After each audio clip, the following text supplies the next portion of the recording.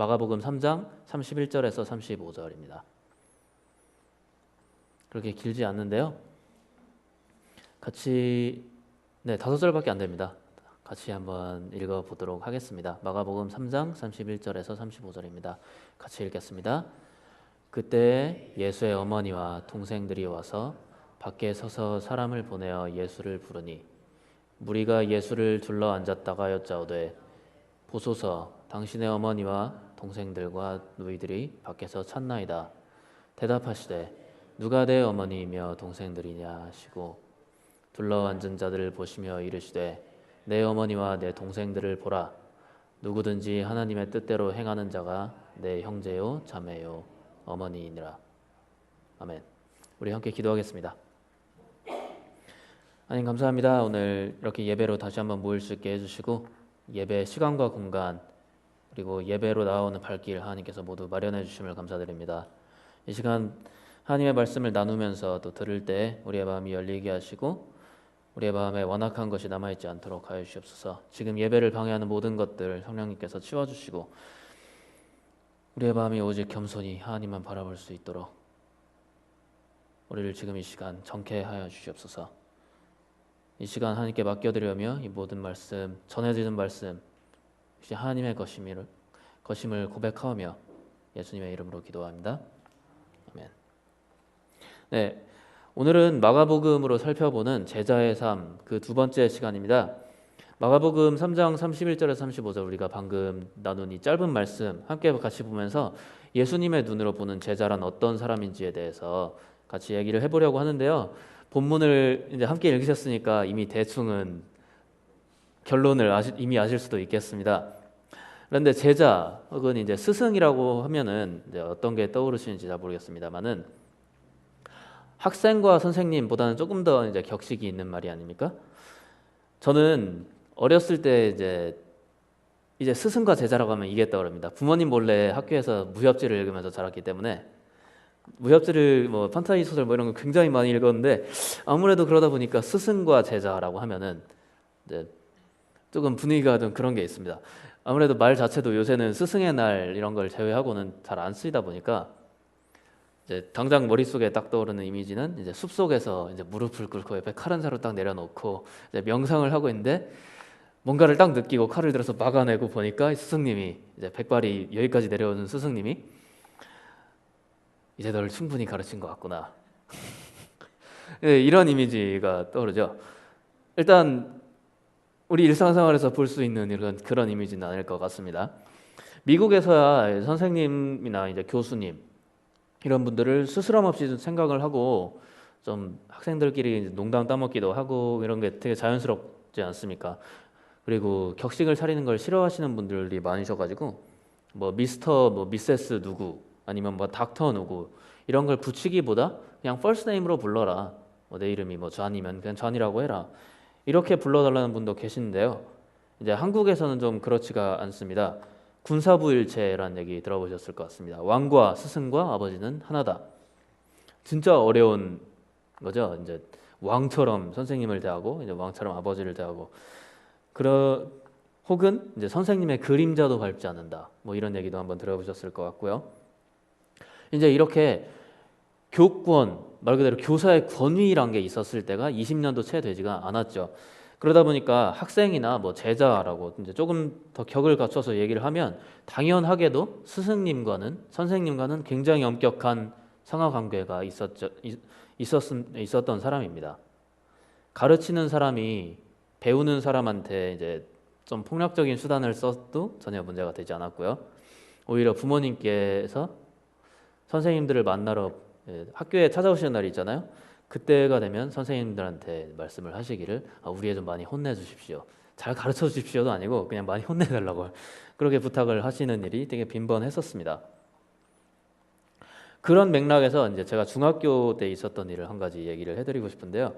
학교에서 소풍을 갔었다가 이제 집으로 돌아오는 지하철 안이었습니다. 생각해 보시면 중학교 2학년 남자애들 아닙니까? 이제 얼마나 이제 시끌시끌하고 소란스러웠을지 이제 상상이 가실지도 모르겠는데요. 지금 생각해 보면 민폐였죠. 민폐도 이런 민폐가 없었는데 이제 애들이다 보니까 그런 의식도 없고요. 선생님이 그냥 피곤한데 딱히 조용히 해라 이렇게 시키지도 않으셨던 것 같아요. 근데 그렇게 하면서 떠들면서 이제 엄청 시끄러운 노이즈 레벨이 막 여기까지 올라가는 상태로 오고 있는데 어떤 아저씨가 이제 화를 내기 시작하셨습니다. 다른 사람들이 있는 데서 공공장소에서 이렇게 시끄럽게 해도 되냐고요. 뭐 항의하실 수 있죠. 그래서 선생님께서 이제 급하게 사과를 하셨는데 아저씨가 술을 좀 하셨던 것 같아요. 이제 이런 분들 계시지 않습니까? 말하면서 막 혼자 화가 점점 더 나시는 분들. 그래서 막 혼을 막 내시면서 선생님을 혼내고 뭐 애들을 혼내시면서 점점 더 이제 분노가 올라가시는 거예요. 그 아저씨가 이제 선생님이 애들을 왜 이렇게 제대로 못 가르치냐라고 이렇게 얘기를 하시면서 이제 말씀하시던 것 중에 기억에 남는 게 있습니다. 애들은 두들겨 패면서 가르쳐야 된다고. 내가 교육을 어떻게 시키는지 가르쳐 줄까? 막 이러면서 막 선생님 멱살이라도 잡을 기세로 그러셨는데 그 말을 몇 번이나 반복을 하시는 거예요. 내가 교육을 어떻게 시키는지 가르쳐 줘? 그러면서 교육에 진짜 액센트를 막 팍팍 넣으시면서 교육을 강조하시면서 이제 그런 생각이 나는데요. 한국 문화권에서 제자를 생각할 때 사실 이렇습니다. 엄격한 스승님 밑에서 숨소리 한번 못 내고 이제 가르치면 가르치는 대로 하라면 하는 대로 그렇게 잘 배우는 것만 생각하고 그런 이미지가 좀 있죠. 당장 저도 제자하면 이제 무협지 이제 이런 걸 제외하고 나서 뭔가 엄숙해야 될 것 같고요. 무의식적으로 이제 뭐 항상 혼나고 항상 뭐 제가 뭐 잘못하고 있어서 교정을 받아야 될 것 같은 이제 그런 생각이 좀 듭니다. 제자란 항상 이렇게 뭔가 잘못한 것처럼 느끼는 사람일까요? 제자란 어떤 사람일까요? 조금 더 구체적으로 얘기를 해서 예수님의 제자란 어떤 사람들이겠습니까? 오늘 이 시간에 이 질문을 한번 해보셨으면 합니다. 제자란 어떤 사람인지, 제자의 정체성은 무엇인지 스스로 질문을 해보시고 또 말씀을 들으시는 시간 동안 대답을 생각해 보셨으면 좋겠습니다. 오늘 본문은 굉장히 짧습니다. 아까 보신 대로 5절밖에 안 되는 짧은 본문이고요. 내용적으로도 사실은 이렇게 생각하시는 분들이 계실 수도 있어요. 마가복음 3장에 얼마나 중요한 내용이 많은데 이 본문을 굳이 골랐나? 이렇게 생각하셨을 수도 있습니다. 내용적으로도 예수님의 이제 다른 말씀에 비해서 뭐 서기관들과 논쟁을 했다든지 뭐 12제자를 부르셨다든지 이런 행적에 비해서는 그렇게 중요한 것 같지도 않아 보일 수도 있습니다. 예수님의 가족들이 예수님을 찾고 이제 예수님이 거기에 대해서 대답하시는 꽤나 심플한 내용인데요. 그런데 의외로 본문에 기록된 이 말씀은요. 마태복음, 마가복음, 누가복음 이 공관복음 3명의 복음서 저자들이 다 같이 기록하고 있는 내용입니다. 다시 말씀드리면 사실은 조금 의미가 있다라는 얘기죠. 오늘 본문을 좀 더 잘 이해하려면은 마가복음 3장 이제 전체를 한번 쭉 훑어보는 게 좋을 것 같습니다. 예수님께서 어떤 처지에 계셨는지 한번 알아보고자 하는데요. 자, 위치상으로 물리적인 위치상으로 어디에 계셨는가만 한번 소개를 해보도록 하죠. 1절 예수께서 다시 회당에 들어가시니 마을에 가셔서 회당에 계셨습니다. 7절 예수께서 제자들과 함께 바다로 물러가시니 아마 갈릴리 바다겠죠. 13절 또 산에 오르사 20절 집에 들어가시니 이 모든 일이 하루 만에 일어났는지 어쩐지는 잘 모르겠는데 뭐 하루 만에 일어났다면 그야말로 진짜 정신이 없는 스케줄이죠.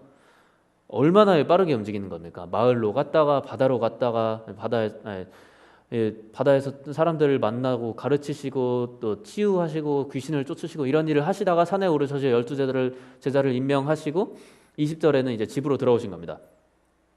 이 시점의 움직임 자체가 얼마나 빠르게 움직이는지 우리가 조금 상상할 수가 있겠죠.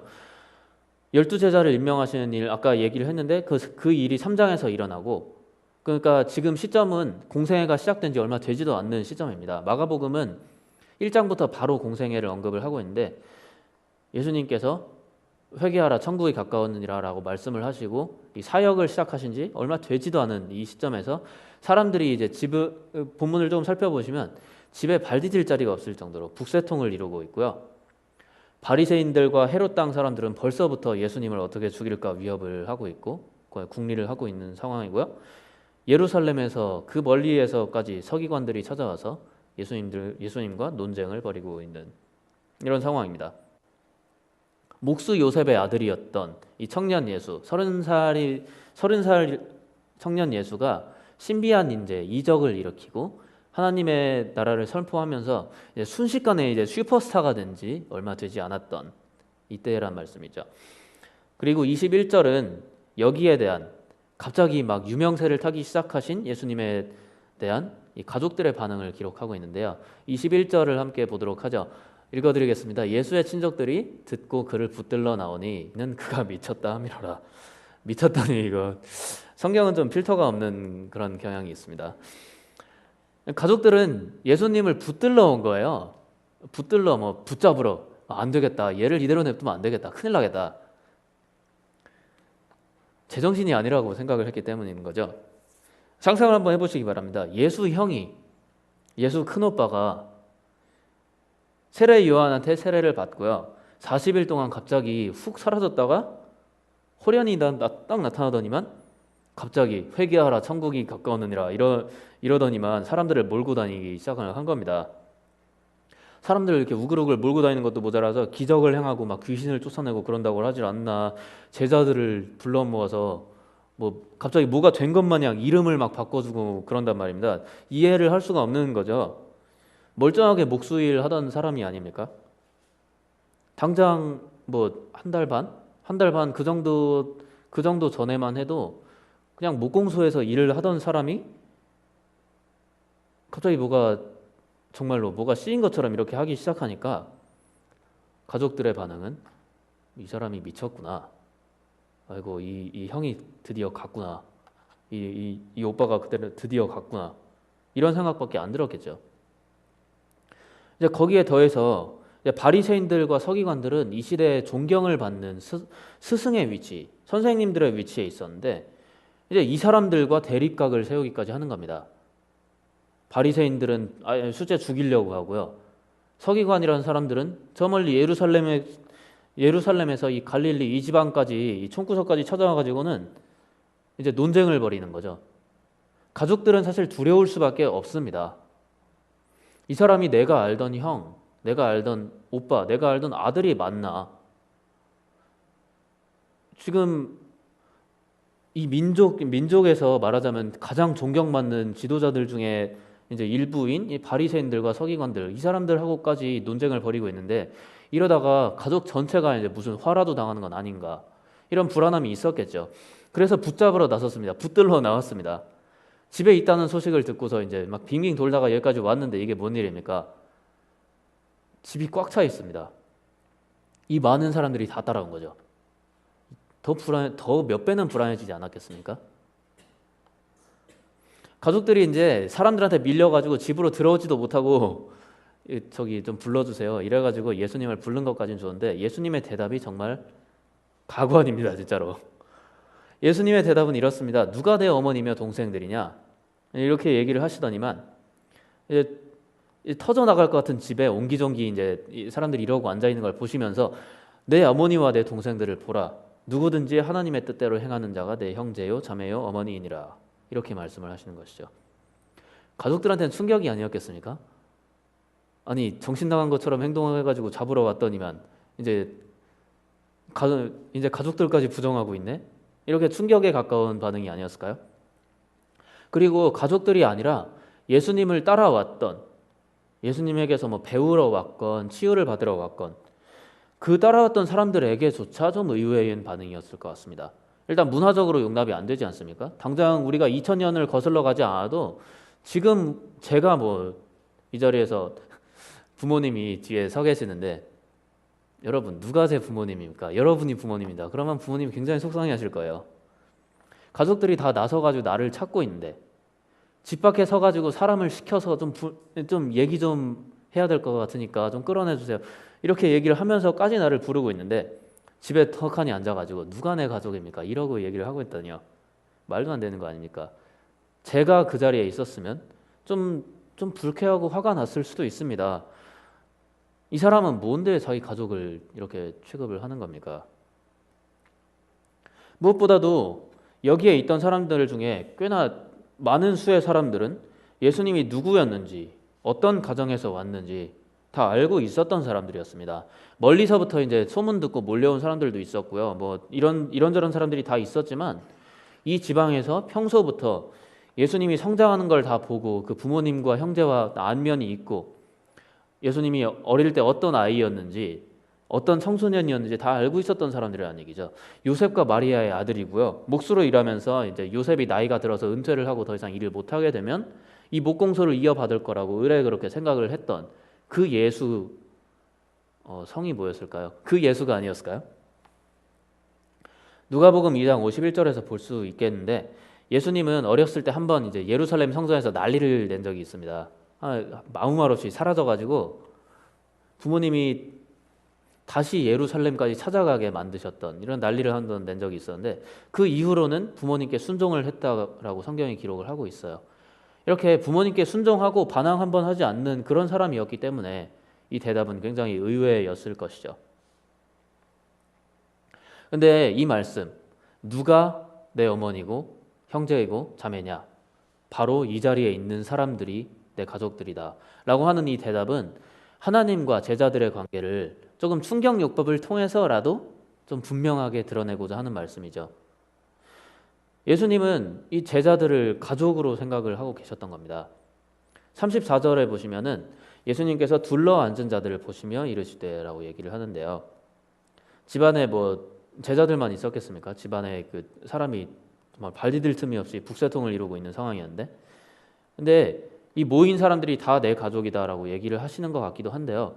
근데 다른 복음서의 기록과 같이 보면은 예수님이 제자들을 특별히 가리키고 계셨던 것을 알 수 있습니다. 마태복음 12장 49절을 보도록 하겠습니다. 손을 내밀어서 제자들을 가리켜 이르시되 나의 어머니와 나의 동생들을 보라. 예수님은 이제 당신의 제자들, 당신을 따르면서 뜻을 같이 하고 이제 배우고 있는 이 사람들을 가리키셔서 자신의 어머니와 동생들이다라고 얘기를 하신 것이죠. 그리고 35절은 예수님이 이렇게 말씀하셨다고 합니다. 누구든지 하나님의 뜻대로 행하는 자가 내 형제요 자매요 어머니이니라. 하나님의 뜻을 행하는 자가 무슨 뜻일까요? 하나님의 뜻을 행한다는 건 무슨 의미일까요? 누가복음 8장 21절에서 이렇게 조금 더 자세히 알 수 있습니다. 누가복음 8장 21절 예수께서 대답하여 이르시되 내 어머니와 내 동생들은 곧 하나님의 말씀을 듣고 행하는 이 사람들이라. 하나님의 말씀을 듣고 그대로 행하는 모든 사람들은 예수님의 어머니요, 예수님의 형제요, 예수님의 자매인 것이죠. 오늘 말씀을 시작하면서 예수님의 제자란 어떤 사람인가에 대한 질문을 한번 던져봤습니다. 너무 본문 그대로의 말씀이라서 좀 재미가 없습니다만은 우리가 할 수 있는 첫 번째 대답은 바로 이것입니다. 예수님의 제자는 하나님의 가족인 것입니다. 제자와 스승의 관계란 가깝고도 굉장히 먼 사이일 수가 있습니다.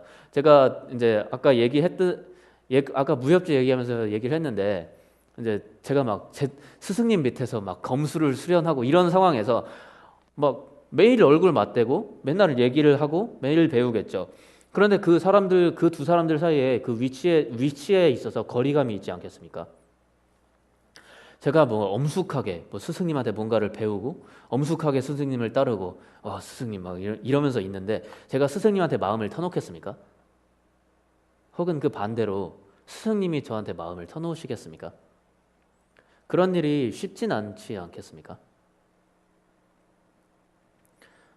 당장 제가 지금 과외로 수학을 가르치고 있는데요. 그 학생들이 저한테 마음을 여는 데만 해도 몇 개월이 걸립니다. 뭐 별 그런 것도 아니고 제가 무슨 위치에 있는 사람도 아니고 학교 선생님도 아니고 정말 그냥 랜덤하게 딱 나타나서 수학을 가르치는 사람인데도 그런데도 마음을 여는데 오래 걸린다는 뜻이죠. 스승과 제자라는 관계 사이가 정말 그렇게 개인적으로 퍼스널해지게 개인적으로 접근하기가 쉽지는 않을 수 있습니다. 그리고 우리와 하나님의 관계 역시 그럴 가능성이 있죠. 하나님은 그냥 내가 해야 하는 일을 가르쳐 주시는 분. 하나님은 그냥 좀 멀리 계시고 어떻게 좀 무서우시고 그런 분. 많은 사람들이 하나님과의 이 거리감을 경험합니다. 그리고 저 자신도 예외는 아니고요. 그런데 예수님은 예수님의 뜻을 행하는 사람들, 하나님의 뜻을 행하는 사람들, 말씀을 듣고 그대로 하는 사람들, 그 모든 사람들은, 그 모든 제자들은 단순히 뭔가 지식적으로 배우고 뭔가 행하는 법을 배우고 예수님을 따라다니고 이런 사람들이 아니고 당신의 가족이다라고 얘기를 하십니다. 하나님은 두려운 존재가 맞습니다. 하나님은 경외해야 되는 존재가 맞고요. 우리의 모든 경외와 모든 경배와 모든 찬양을 받으셔야 되는, 그리고 받기에 마땅하신 존재가 맞습니다. 그것을 부정하려는 것은 아닙니다. 하지만 그럼에도 불구하고 하나님은 우리에게 누구보다도 더 가까이 다가오시는 분이죠. 하나님이 사람을 그냥 이렇게 막 시키는 대로 그대로 하는 존재로 생각하시지 않는다는 것은 사실 성경 여러 군데에서 발견을 할 수가 있습니다. 여기 뒤에 스크린에 나와 있진 않지만요, 제가 몇 가지 구절을 읽어드리겠습니다. 창세기 18장 17절, 여호와께서 이르시되 내가 하려는 것을 아브라함에게 숨기겠느냐. 하나님이 하실 일을 아브라함에게 숨길 일이 없답니다. 그냥 일반적으로 스승과 제자 사이에 이런 관계가 가능하겠습니까? 내 마음에 있는 모든 것을 아브라함에게 다 얘기를 해주겠다는 얘기죠. 요한복음 15장 14절에서 15절, 너희는 내가 명하는 대로 행하면 곧 나의 친구라. 이제부터는 너희를 종이라 하지 아니하리니 종은 주인이 하는 것을 알지 못함이라. 너희를 친구라 하였노니 내가 내 아버지께 들은 것을 다 너희에게 알게 하였음이라.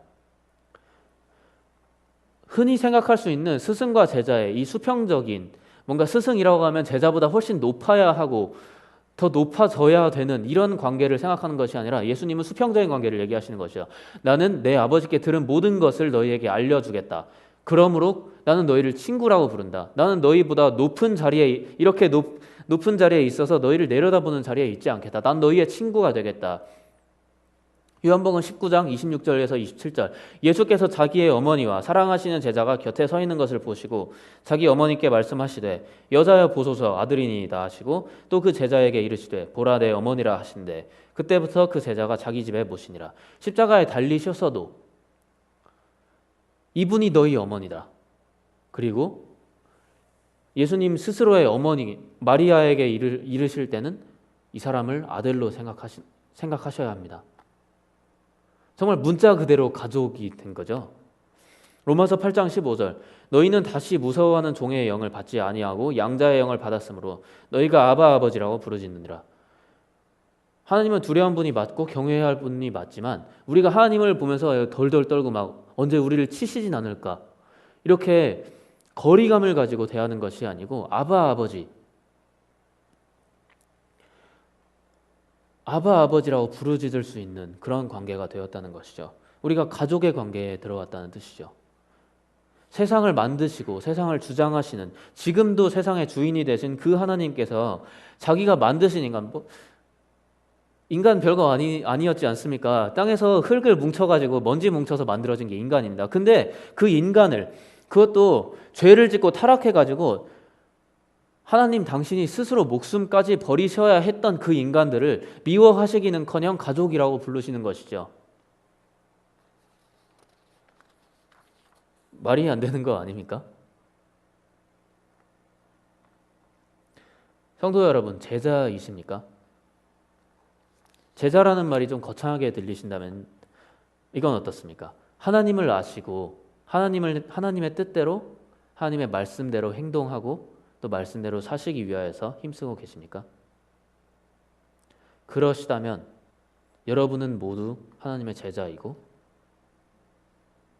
여러분은 모두 하나님의 가족입니다. 이 정체성을 절대로 놓치지 마시기 바랍니다. 제자가 어떤 사람인지에 대한 두 번째 대답은 바로 이것입니다. 제자는 서로의 가족입니다. 이거 역시 너무나 당연한 말씀이겠죠? 가족들은 이제 다 한 가족이 아닙니까? 제자 한 명 한 명이 다 하나님의 가족이고 다 예수님의 가족이라면 너무나 당연하게도 그 모든 제자들이 서로 가족 관계가 되는 겁니다.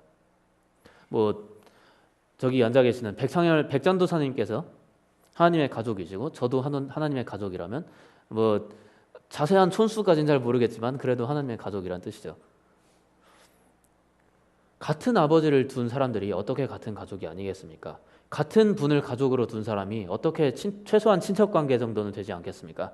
교회가 갈라지고 믿는 사람들이 서로를 미워하는 것이 전혀 이상할 것이 없는 이런 세상입니다. 전혀 놀라울 것이 없는 세상입니다. 어느 교회가 깨졌대, 어느 누가 누구를 수했대, 누가 누구랑 싸웠대라는 말이 우리에게 전혀 놀랍게 느껴지지 않고요.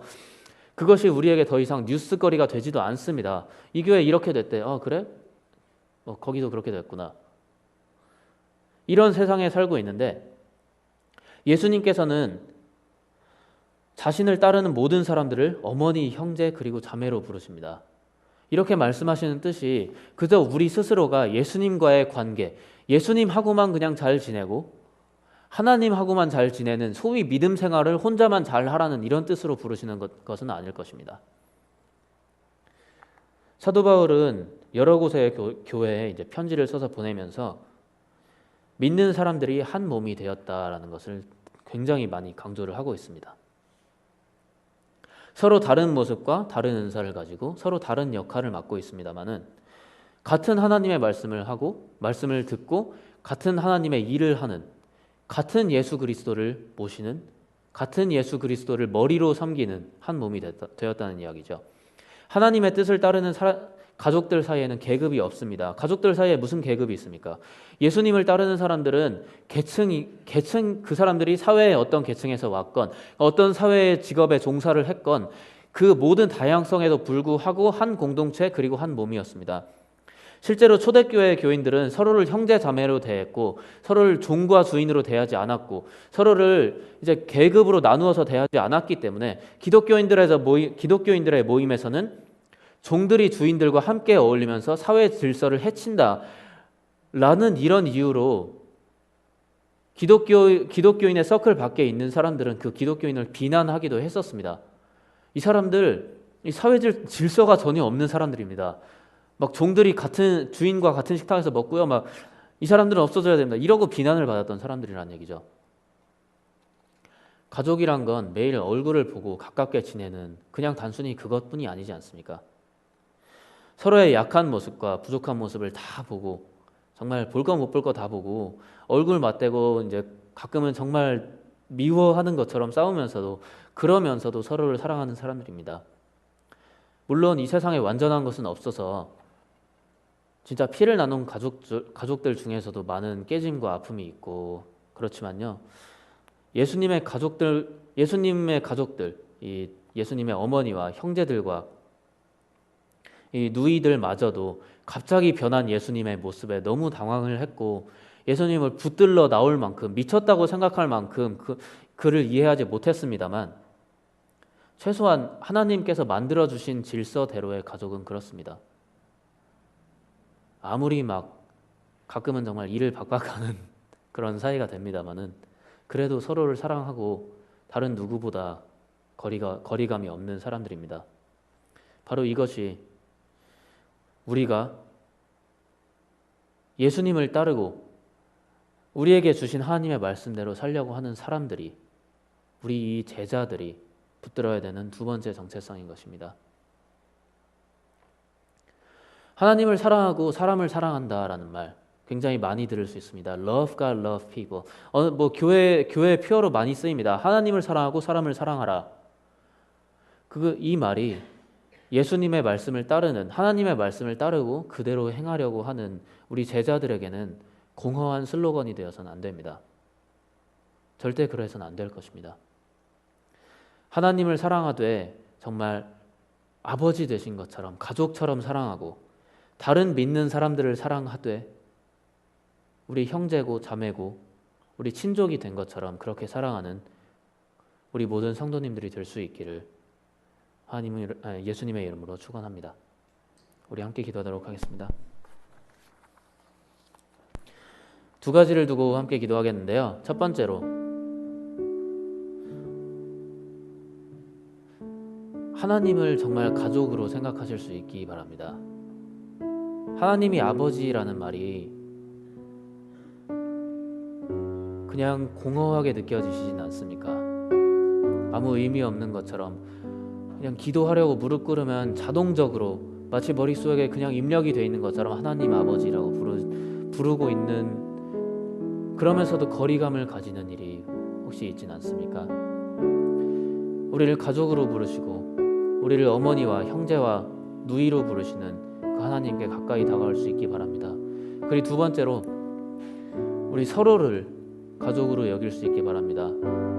만약 우리 한 명 한 명이 예수님의 형제고 예수님의 누이라면 우리는 서로를 향해서도 형제고 누이입니다. 서로가 그렇게 가까우십니까? 서로를 그 정도로 사랑하십니까?